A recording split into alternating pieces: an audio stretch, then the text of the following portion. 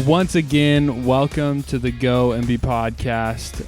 Today, I am with Stephanie Brimley, whom we've got to know each other for a long time now, since I've come to Movement, since she's been a part of Movement. And we just heard her story just 2 weeks ago in the series, Anxious for Nothing. And wow, what a powerful story you have, Stephanie, and just how God has used you in the midst of that season that you had in anxiety. And it's just super cool to see how God's power can work even in the midst of that. So a little bit of backstory for me and Stephanie. We are on the worship team together. Actually, Stephanie was on staff at Movement with me in the past as well, a few years ago. And so we grew in our relationship big time. And I've always called her my older sister because that's just our relationship. It's fun and it's always a good time. There's no dull moment. And so I'm super excited about her being on the podcast today because we get to hear a little bit more about her story and a little bit of the practical things that we can apply to our lives. You know, if we struggle with anxiety or if we know somebody that struggles with anxiety, the question that I want to answer in this podcast today is, how do we go and be the church in the midst of anxiety? And I'm really excited about this because I think right now in our world, we need to hear this more than ever. And just knowing what's going on, you name it. There's just so much happening. And so, yeah, all that being said, I'm excited. I also want to talk about the going piece and go and be the church, because I feel like for those that struggle with anxiety, going is like the hardest part, right? So, Stephanie, we heard your story once again a little bit during the Anxious for Nothing series. Would you like to share some of your story here on the podcast? Yeah. Man, it's so hard to boil it down, but basically it's been a lot. But basically about a year ago, I started just noticing that I was getting more anxious about stuff that I shouldn't be worrying about, traveling, getting together with friends. And then a couple months later, I started having these really physical attacks that I didn't even feel anxious at the time. So I didn't put two and two together at all. All sorts of stuff. I mean, your body can react to anxiety like you wouldn't believe. And it looks like heart issues and it looks like blood sugar issues. And anyway, so a bunch of tests were run and nothing came back as an issue physically. And so my doctor and I just sort of landed on this must be anxiety and panic attacks. So anyway, I had to take several steps. Ended up having to go on medication, which it's such a humbling thing because I think a lot of us tell ourselves that anxiety means that we're not strong. It means we're broken and we're just not as tough as everybody else. So we can't deal with life, which is just not the case. Wow. But I ended up going on medication and then going to therapy, which I'm still in, just kind of coming up with new strategies. And it's really common that once you get into your 30s, yay, something to look forward to. A lot of times your coping mechanisms stop working and you need to create healthy patterns to deal with it. So anyway, so now I'm doing that, and then my dad passed away at the end of May unexpectedly. So it's been a whirlwind. It's talk it's about been an crazy. Uncertain time. Yeah. But I can also see God's presence in all of it. I mean, I'm so grateful I started having panic attacks so that I had to start dealing with things in a more healthy way before I lost my dad. I mean, I can't imagine. So God was definitely present that whole way. And so that's what I can look back and see too, is that God had me close friends with some people that were like, hey, I know you don't think this is anxiety, but it is. Right. Here's some physical symptoms I've had. So he just brought the perfect people at the right time, connected in therapy and on medication before COVID happened, before my dad passed away.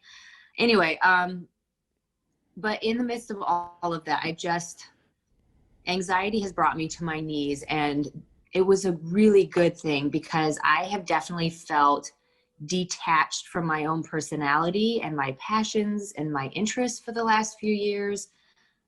Detached from feeling like a big sense of joy. And I don't want to say that I couldn't feel happy. I felt happy and content, but this joy that comes from only from God, I wasn't really getting that the last few years. And I just kind of learned that when I hit rock bottom and fully surrendered, like God was 100% there and kind of took away all of this stuff that was in the way of experiencing peace and rest and joy.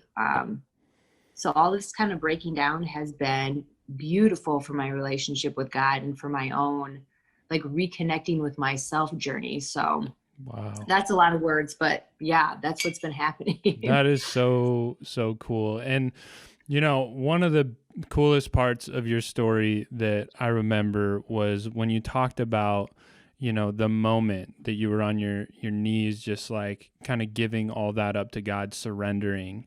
The coolest part about it was that you talked about, you know, when you were grieving your father, like that came out too, and you'd pushed that down so deep that the happiness and the joy went with it.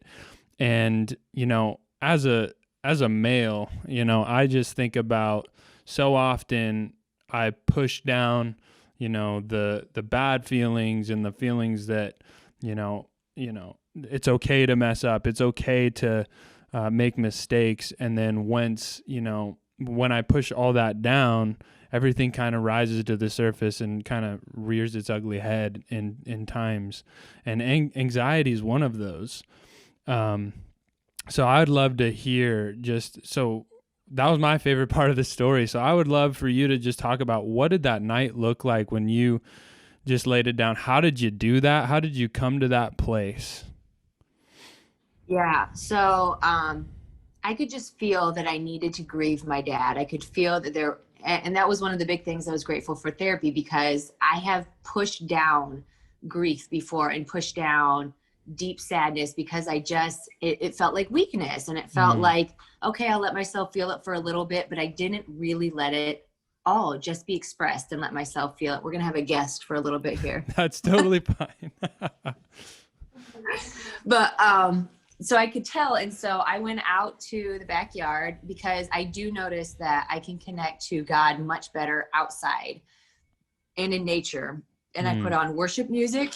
My intention was actually to go out there, kind of grieve my dad, but also just spend some time worshiping because I wanted to kind of redirect myself, which is a way that I've done things unhealthily in the past. Like, okay, I kind of am feeling sad. I'm just going to go ahead and put on worship music and think of God, which is important, but God is a part of grief too. Like he still wants you to process those feelings. So anyway, went out there, I had worship music on, and I also had a journal out there. I was going to just journal whatever came out. And so that worship music always breaks me down. It always makes me feel my feelings. Yes, I feel you there. Which I don't want to do. But yeah, I just started sobbing, because worship music softens me when I want to be hard and tough. I can't stay tough. And so I was softened, I was vulnerable, and I just sobbed. And I could just feel all of this stuff that I had tried to control, all this stuff that I had been I thought I was in charge of maintaining my emotions and deciding, okay, that's enough. But anyway, I could just feel that I let go completely of control. And I really could feel myself saying, okay, God, like clearly I'm not in control of my life. And that's okay. Like you're in control and you have this plan. I mean, I can grip as tight as I want and I'm still going to lose my dad and things are still going to happen. And it was very interesting because I felt like this gate had opened to these deep, deep feelings that I usually don't dwell on and fully process. And so grief and sadness came up, but it was also like shame and guilt and stuff that didn't even always have to do with my current grieving and mourning. It wasn't about losing my dad. It was all this stuff that I had not realized I'd been shoving down, and all this negative emotion came out. And I just sobbed until I had nothing left. Wow. And I could feel myself give up in a good way. Like I had been, I think, wavering right above rock bottom for so long. And I don't know why I didn't just fall, just give up, like fully trust. And I mean, I couldn't pretend that I had control anymore. So anyway, that night I could feel myself just let it all go and let it all out. Do you want me to say what happened the next day? Do it. So didn't know if you were looking for that part too, but yeah, that was my giving up point. I fully surrendered, and I thought I had before, but I chose to surrender, which I think is part of the problem. Like, right. If you're choosing to surrender, it means you haven't fully surrendered. Like you just kind of have to splay out like, I'm done. And then, you really got it. Yeah. So anyway, I went home, I went to bed exhausted that night, spent, and because it's like a purging, like there was stuff that needed to come out that I didn't realize. And so the next morning though, I woke up and I was shocked to find that I was getting breakfast ready for the kids, and I had music on and I was dancing in the kitchen with them and feeling just these little sparks of joy that I just haven't felt, that deep God-given joy for a while, because everything was out of the way. I had no idea that I had shoved down all that goodness from God too, like that playfulness I missed in myself, that joy. And that started to become uncovered because I surrendered and let it all out. I let God have everything. So that was just a really cool beginning of this journey as well, is all this good stuff that was waiting to be revealed as well. Wow, man. Yeah, that definitely touched me, hearing that in your story, and it really challenged me to go in the presence of God and lay it all out. The good, the bad, the ugly, and I'm not talking about the Western, but yeah, just lay it all out there and allow God to work in all of it. And man, the power behind that, there's joy behind that. And it's pretty amazing to hear how God's worked in you in that, Stephanie. So, man, I really want to talk about some of these practical steps that we can take if, we struggle with anxiety. And, once again, it's amazing to see how God's moved in your life in the midst of anxiety. Can you share with us maybe some key steps you took to deal with anxiety in your life? Yeah. Before I even discovered some steps to take, the very first thing was I had to accept that this is real and it's okay, and I have to act like it's real. And so even reaching out, for me personally, I had to reach out to a therapist to help just clear my mind, because a big piece of anxiety is spiraling, and I always explain it as like a ball of yarn with like a million different pieces of yarn in there. You can't untangle that by yourself. Yeah. So that was a really big step for me. It's just, you're not broken because you admit that you struggle with anxiety. And I'll talk about it a little bit later if you ask the right questions.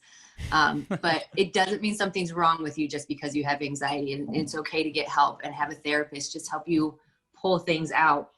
But once I figured that out, you get to travel with me, the life of a toddler.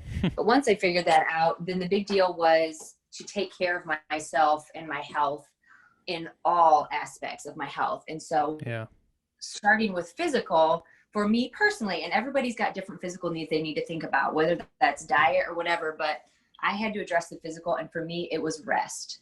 I had spent a lot of time getting up with kids, staying up late doing this, and telling myself, like, you used to be able to function on no sleep.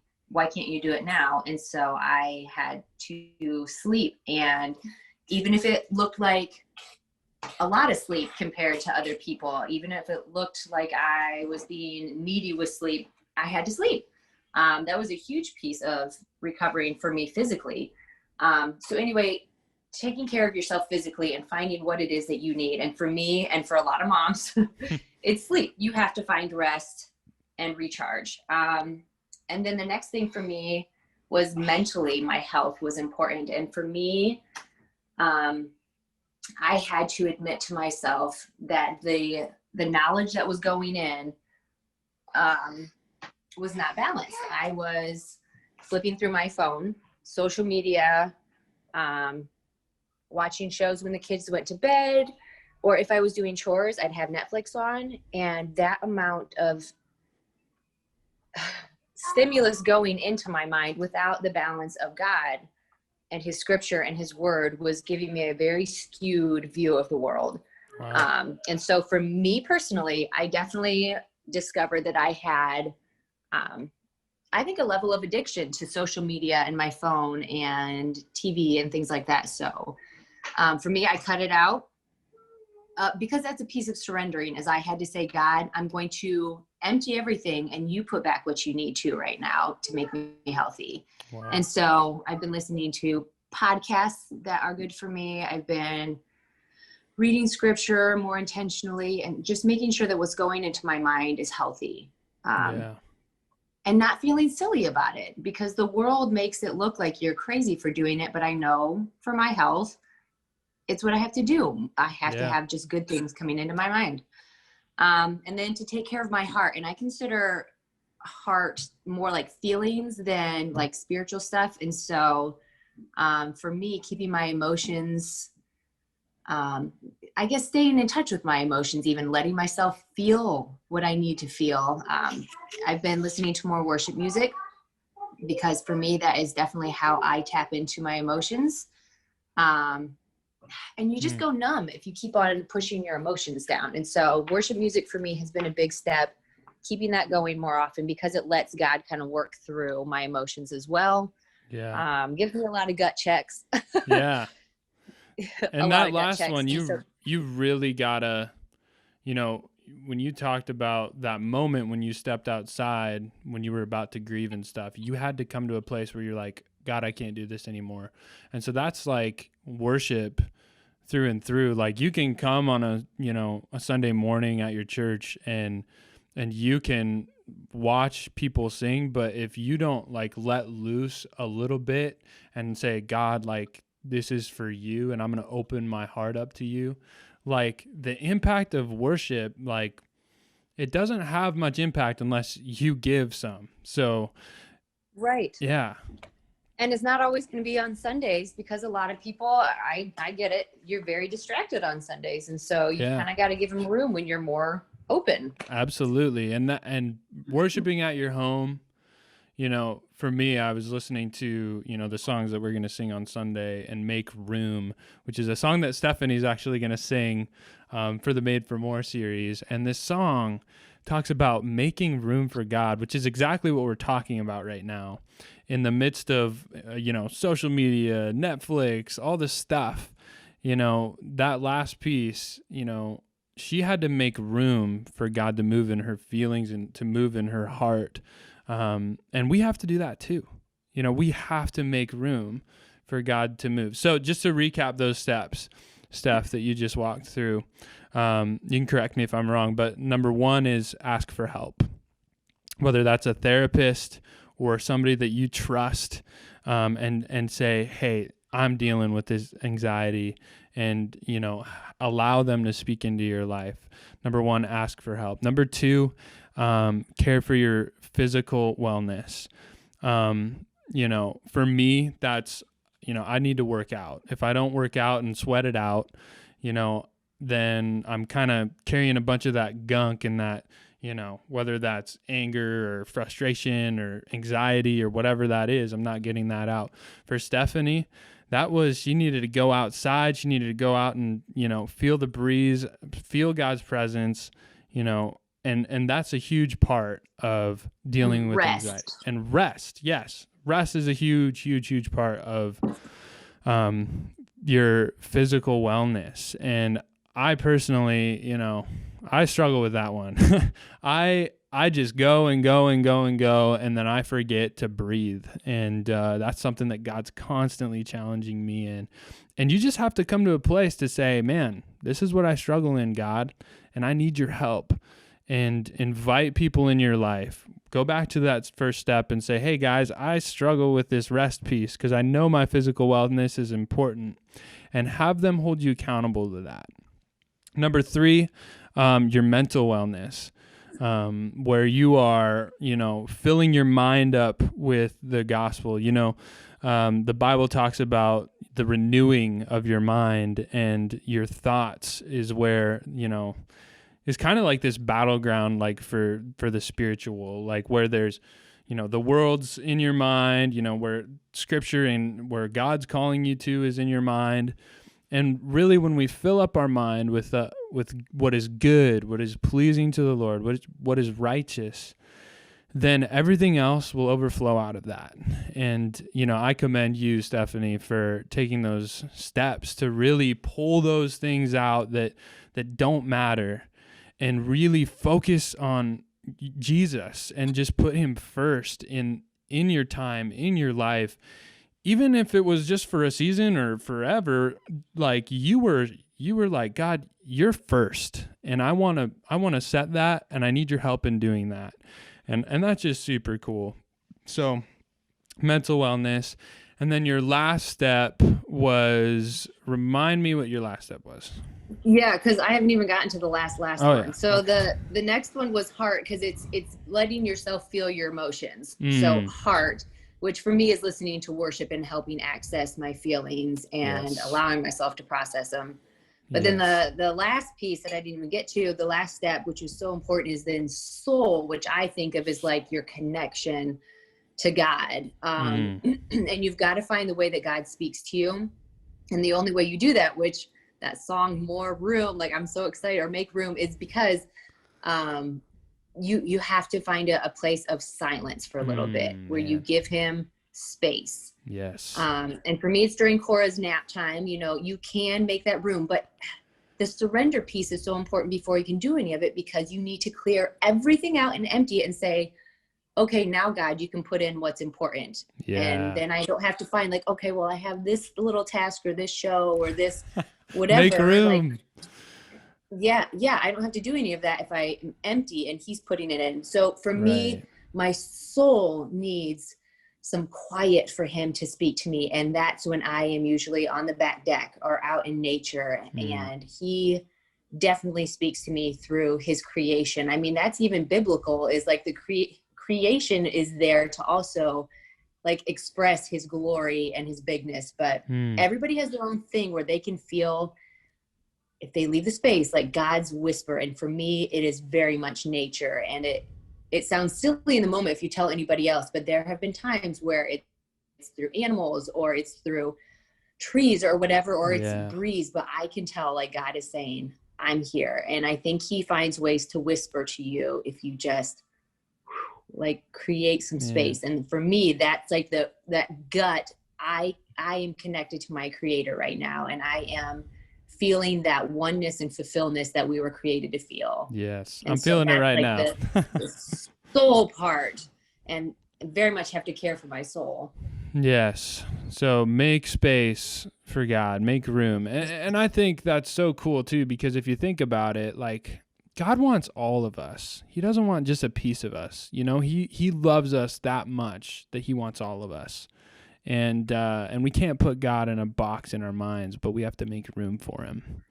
Well, and it's for our benefit too. I mean, we keep hearing like he wants all of us, but it's not just for his sake, it's for us. Like, that's why I can maintain not going back to the way things were before and staying so busy and all that stuff, because it's better over here on the other side where it's just what he wants, it's just all him. And so that's why it's maintainable instead of just trying to dabble in it, if that makes any sense.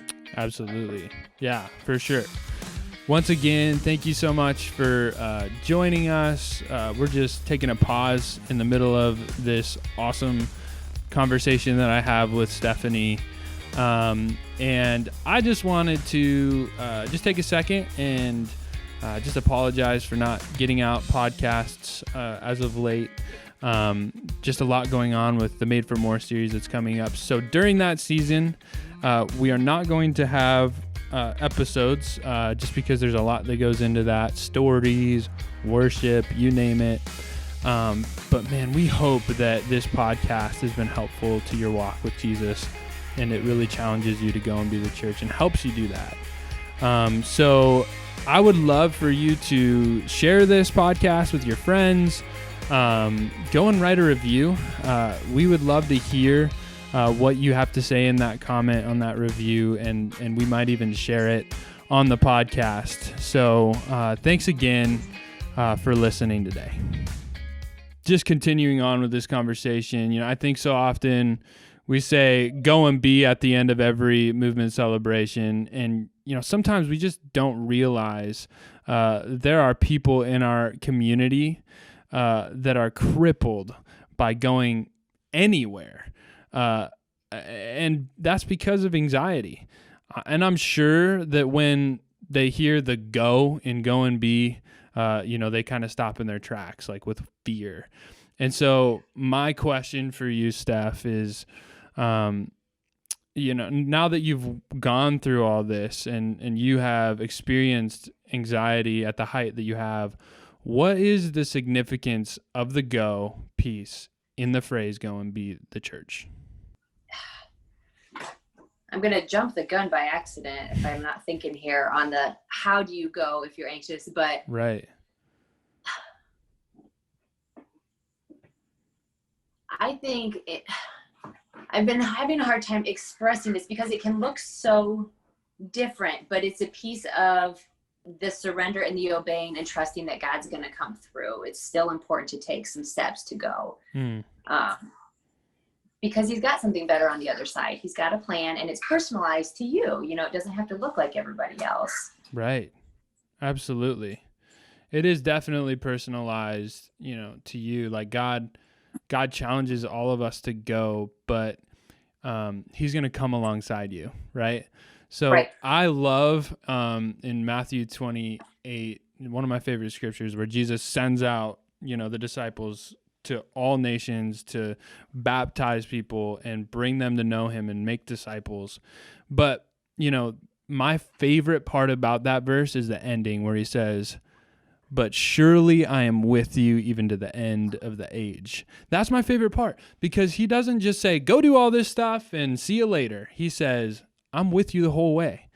And so I think that very, very importantly, when we get in that moment when, the social anxieties and the thoughts and the what ifs come up when we're thinking about going and being the church or responding to God in one way or the other, I think that we have to acknowledge God's presence in that moment and say, man, he's here with me. And if he's calling me to something, he's already been there and he's already before me. And I think that's super important to recognize, when approaching that. So, well, and I think a big piece of feeling at rest and at peace is living out who you were created to be. Yeah. And being on mission with God means that you are more connected to him. And of course, you're going to feel his presence. Like, we were created for a mission from the very, very beginning. And so I think you experience some peace and some rest when you are on the right track. Yeah. And healing happens when you're doing that. Right. And along with, like, God's called you specifically for a mission and a calling, like, the thing with that is God's not going to be like, in most times than not, like, God's not going to be like, here, go over to Billy's house over in, North Dakota and do. No, God's going to call you somewhere where you're already at. Look around where you work, where you hang out. Maybe you have some friends, and those people that you're surrounded by, those are usually the people that God's calling you to be the church in, to go and be the church in, and make opportunities for you to connect with those people and just share the gospel, share who Jesus is through who you are. So, man, so good. This conversation has been so awesome. Here's a question for you, Steph. If I'm somebody who, I don't know if I struggle with anxiety or not, but I do know people who do struggle with anxiety. What can I say or do to help them or encourage them? Yeah. Okay. So I thought about this a lot because it's such a mess up here when you're Yeah. spiraling with anxiety. And so some of the things I thought of is, first, tell them it's okay that they experience anxiety. Like, it's 100% okay. You accept them and let them know, like, there's nothing wrong with them. They're not broken. Um, that was a really, really huge deal, is not feeling this shame that for some reason we always feel like I can't handle life, even though other people can't or can handle their lives. That's not what it is. So let them know it's okay and it's real, and you accept them that way. And Eric mentioned it in one of his teachings, and it's something that I've definitely learned for myself, helping them even to look at it through a fresh lens. And anxiety is just, it really is, it's just warning signs that, hey, you need to care for yourself and you need to figure out what kind of care you need. But it's just warning signs that say, hey, there's something that needs to be reordered or taken care of. So it's not a brokenness. It's just those signs that, hey, you might want to tweak some things so that you are healthy. So anyway, definitely just accepting them and telling them they're okay and there's nothing broken. Yeah. And then I would say it depends on each person, but encourage them to reach out for help, whether that is therapy, or if it's not, so unbearable and they don't need therapy, to reach out to someone who has experience, because this is a long journey and an extended journey, and having someone who's walked properly through it is really, really helpful, because anybody who's experienced true anxiety knows there's like a whole separate community that once you experience it, you're like, oh, I had no idea this was what it was like. So anyway, yeah, just encouraging them to get help. And then I would say the other thing is to just offer to be with them. There is nothing worse than experiencing this and feeling alone, because that's a big piece of the anxiety and panic too, is I'm trying to troubleshoot this by myself. And knowing I had some people in my corner that were like, we're going to figure this out and I'm going to be here the whole time, is great. And sometimes being with them just means you go for walks with them, because that includes creation, that includes silencing yourself, usually includes caring for physical needs, like just something to do that's productive. And so, or just being silent with them. But knowing I had somebody I didn't have to entertain or make excuses and they would just be there was really helpful. So that's some of the things I thought about. That is so good. And I'm sure that, many of us can apply that, to our lives, whoever is in our lives.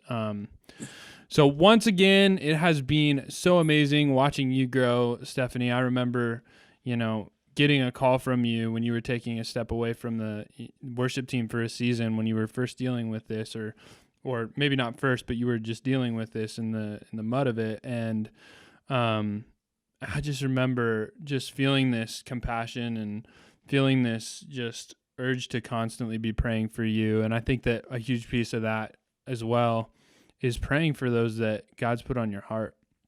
And man, I am just so thankful that God has just grown you tremendously through this. Your worship and your heart, like when I watch you, whether that's online or in person, one thing that I know is like you're doing your best to just surrender while you're singing and you're leading us. Like that is leading worship, when you're vulnerable with God and others see that and they can be vulnerable too. And it's just amazing to see, Stephanie. And and I'm just so grateful for what God is doing, and I worship Him for that.